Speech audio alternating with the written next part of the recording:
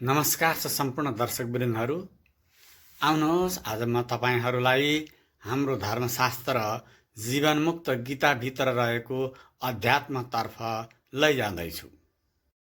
दर्शकवृन्दहरू, मैले आज श्री दत्तात्रेयजीको रचना वेदान्त सार समाहित भएको यानि अध्यात्मले भरिपूर्ण भएको जीवनमुक्त गीता लिएर आएको छु। यसको रचना श्री दत्तात्रेयजीले गर्नुभएको हुनाले दत्तात्रेयजीको बारेमा हजुरहरूले हाम्रा महाभारतहरू पुराणहरूमा उहाँको बारेमा पढ्न पाइन्छ। आउनुहोस् आजको सन्दर्भतर्फ लागौं। जीवन मुक्तिश्च या मुक्तिः सा मुक्तिः पिण्डपातने या मुक्तिः पिण्डपातने सा मुक्तिः सुनिशुकरे। आफ्नो शरीरको आसक्तिको त्याग अर्थात् देह बुद्धिको त्याग नै वस्तुतः जीवन मुक्ति हो। शरीरको नाश हुँदाखेरि जुन मुक्ति अर्थात् मृत्यु हुन्छ त्यो त कुकुर सुकुर आदि समस्त प्राणीहरूलाई पनि त प्राप्त हुन्छ।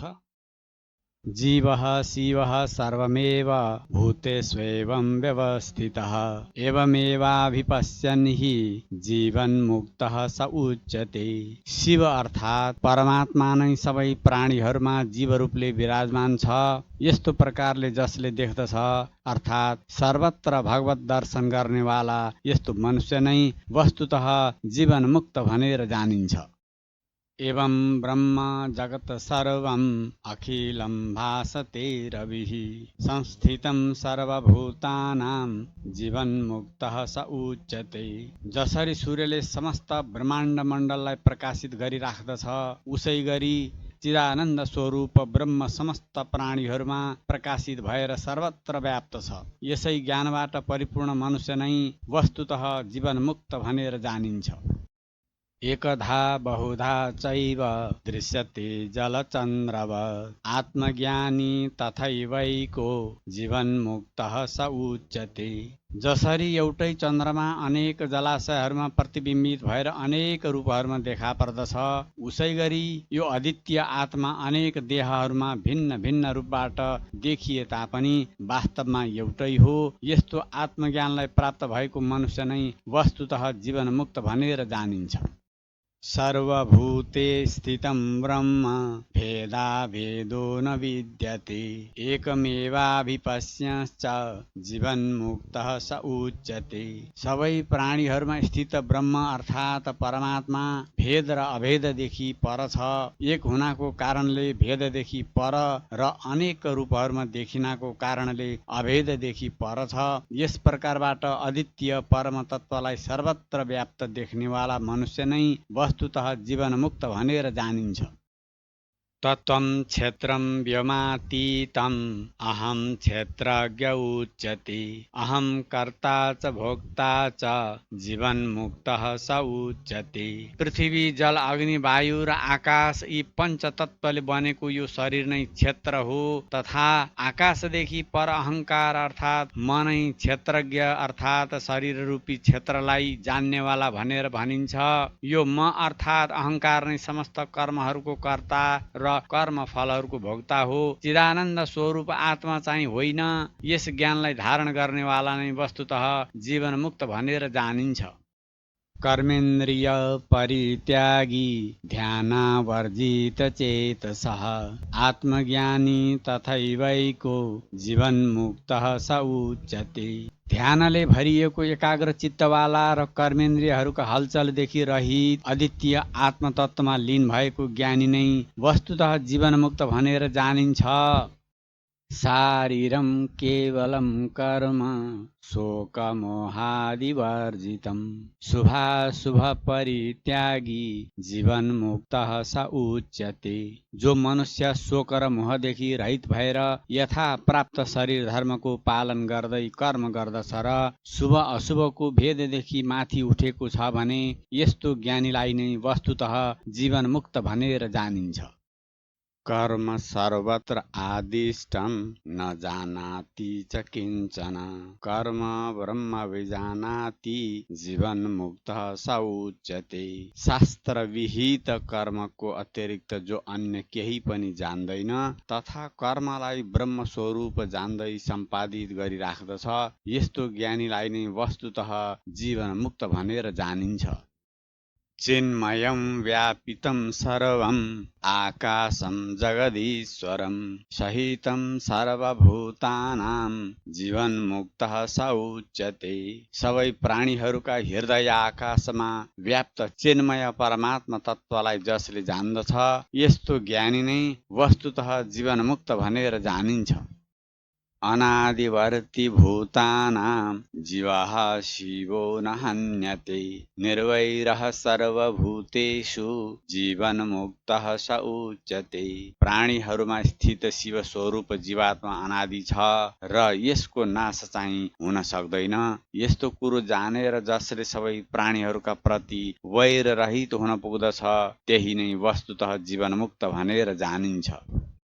आत्मा गुरुस्त्वं विश्वं च चिदाकाशो न लिप्यते गतागतं द्वयोर्नास्ति जीवन्मुक्तः स उच्यते। आत्मा नै गुरु रूप र विश्वरूप हो। यस चैतन्य आकाशलाई कति पनि मलिन गर्न सक्दैन।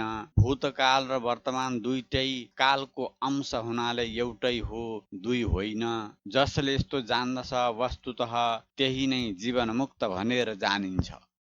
गर्भध्यानेन पश्यन्ति ज्ञानिनां मन उच्यते सोऽहं मनो विलीयन्ते जीवनमुक्तः स उच्यते। अन्तः ध्यानद्वारा जसलाई ज्ञानीजनले देख्न सक्दछन् त्यसलाई मन भनेर भन्दछन्। त्यस मनको सोहम अर्थात् त्यो परम तत्त्व मनै हुँ को भावनामा विलीन गर्दछ भने त्यही नै वस्तुतः जीवनमुक्त भनेर जानिन्छ। ऊर्ध्वध्यानेन पश्यन्ति विज्ञानं मन उच्यते शून्यं लयं च विलयं जीवनमुक्तः स उच्यते। उच्च ध्यानमा स्थित भएर जुन चैतन्यको दर्शन योगीजन गर्दछन् त्यसलाई मन भनिन्छ। त्यस मनलाई शून्य लय तथा विलयको प्रक्रियाबाट जसले युक्त गर्दछ त्यही नै वस्तुतः जीवनमुक्त भनेर जानिन्छ। अभ्यासे रमते नित्यं मनो ध्यानालयं गतं बन्धमोक्षद्वयं नास्ति जीवनमुक्तः स उच्यते। मनलाई ध्यानबाट लय गरेर जो नित्य अभ्यासमा लागिरहन्छ र जसलाई यो कुराको ज्ञान भयो कि बन्धन र मोक्ष दुईटैको सत्ता वास्तविक चाहिँ होइन अर्थात् माइक हो, यस्तोलाई नै वस्तुतः जीवनमुक्त भनेर जानिन्छ। एकाकी रमते नित्यं स्वभावगुणवर्जितं ब्रह्मज्ञानरसस्वादी जीवनमुक्तः स उच्यते। स्वभाव सिद्ध गुणहरूदेखि रहित भएर अर्थात् माथि उठेर जो एकान्तमा मग्न रहन्छ त्यो ब्रह्मज्ञानको रसको आनन्द लिनेवालालाई नै वस्तुतः जीवनमुक्त भनेर जानिन्छ। हृदि ध्यानेन पश्यन्ति प्रकाशं क्रियते मनः सोऽहं हंसेति पश्यन्ति जीवनमुक्तः स उच्यते। जो साधक आफ्नो हृदयमा त्यस परम तत्त्वलाई सोऽहं हंसः रूपबाट ध्यान गर्दछन् तथा आफ्नो चित्तलाई उसैबाट प्रकाशित गर्दछन् तिनीहरू नै वस्तुतः जीवनमुक्त भनेर जानिन्छन्। शिव शक्ति समात्मानं पिण्ड ब्रह्माण्डमेव च चिदाकाशं हृदं मोहं जीवनमुक्तः स उच्यते। आफ्नो आत्मालाई शिव शक्ति रूप परमात्मा तत्त्व जानेर आफ्नो शरीर तथा ब्रह्माण्डलाई समान जान्दै जुन हृदय स्थित मोहलाई चिदाकाशमा जसले विलीन गर्दछ त्यही नै वस्तुतः जीवनमुक्त भनेर जानिन्छ।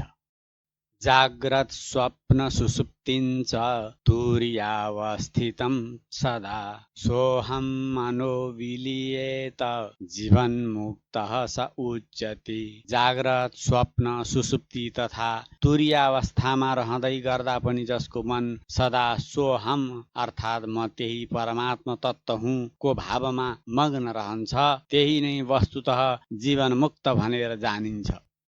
सोऽहं स्थितं ज्ञानमिदं सूत्रेषु मणिवत् परम् सोऽहं ब्रह्म निराकारं जीवन्मुक्तः स उच्यते। म त्यही निराकार ब्रह्म हुँ। यसै सोऽहम ज्ञानधारामा जो उसै प्रकारले निरन्तर स्थित रहन्छ, जसरी उनीको मणिमालामा धागो विद्यमान रहन्छ, त्यही नै वस्तुतः जीवनमुक्त भनेर जानिन्छ। मन एव मनुष्याणां भेदाभेदस्य कारणम् विकल्प नैव संकल्पो जीवन्मुक्तः स उच्यते। विकल्प र संकल्पात्मक मन नै मनुष्यहरूको भेद र ऐक्यको हेतु हो। जसले यस्तो जान्दछ अर्थात् मनदेखि पारी जान पुग्दछ, त्यही नै वस्तुतः जीवनमुक्त भनेर जानिन्छ।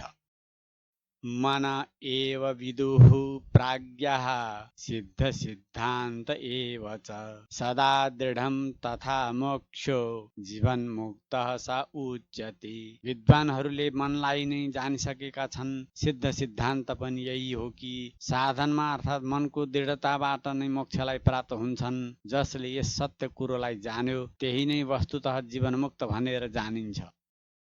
योगाभ्यासी मनः श्रेष्ठो अन्तस्त्यागी बहिर्जडः अन्तस्त्यागी बहिस्त्यागी जीवनमुक्तः स उच्यते। मनबाट अन्तर्वृत्तिहरूको त्याग र बाह्य वृत्तिहरूको उपेक्षा गर्नेवाला योगाभ्यासी श्रेष्ठ हो। किन्तु अन्तः र बाह्य दुईटै वृत्तिहरूलाई मनदेखि नै त्याग गर्नेवाला नै वस्तुतः जीवनमुक्त भनेर जानिन्छ। त दर्शकवृन्दहरू, आजको सामग्री हजुरहरूलाई के कस्तो लाग्यो आफ्नो मन्तव्य राख्न नभुल्नुहोला। हवस् त फेरि अर्को कडीमा भेटौँला है त।